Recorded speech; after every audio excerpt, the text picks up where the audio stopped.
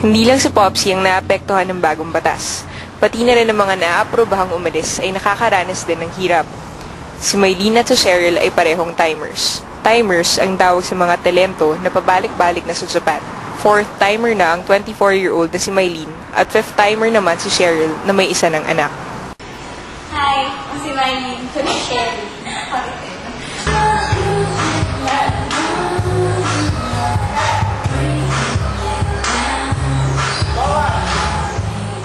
Masaya talaga kami. Talaga nag-perform kami ng sayaw doon. Pero pagkatapos ng sayaw, syempre, kailangan talaga kami umupo sa lalo pag may natutuso sa aming hapon. Upo kami. Syempre, kailangan para may extra money kami. Pero talagang, bawal talaga pag-dancer. Bawal talaga umupo sa customer. Kaya lang, syempre, magiging pera ng babae pag hindi kami umupo sa customer. Mas magtrabaho, mas matagal, mas mahirap. Mas maraming hindi makakalis din. Mas maraming sobrang hirap. Sobrang mabusisi. Si dati, 3 months lang ako maghihintay dito, nakakaalis na ulit ako. Kahit pa paano, may konti pa akong ipon nun.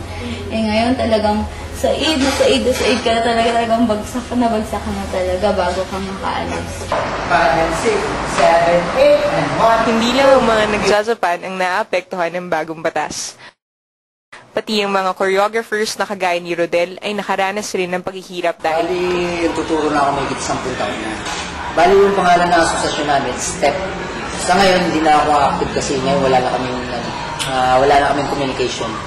Kasi nga natigil na ito dahil sa bagong sistema ngayon.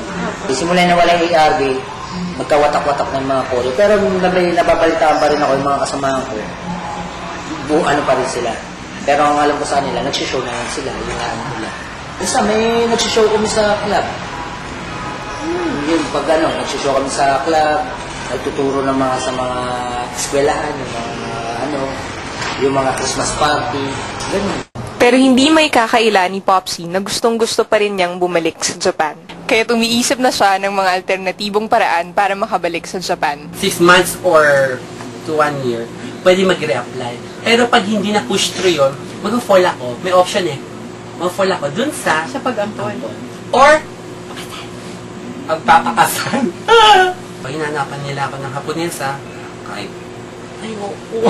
Hindi ko feel. Pero, syempre, sige na. Okay lang sa akin kasi dun lang naman. Parang, fixed marriage. Parang gano'n. Practical. Tsaka, hindi porkit gusto kong tumira dun. Iwanan ko na yung family ko. Madadala naman sila eh. Marami ring nagra-run away dyan sa ganung humigpit.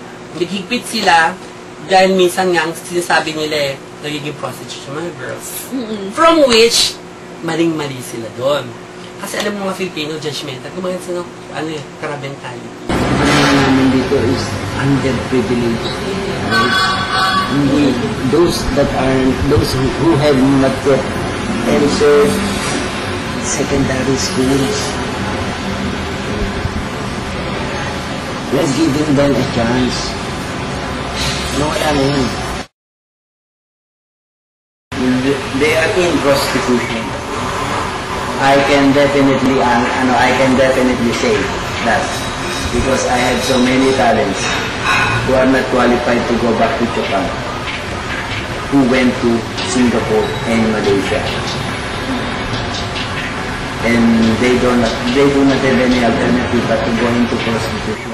Sa kabila ng hirap na dinanas at dinaranas ng mga nagnanais mag-Japan, nagtitiis pa rin sila dahil alam nila na malaking oportunidad ang naghihintay sa kanila sa Japan.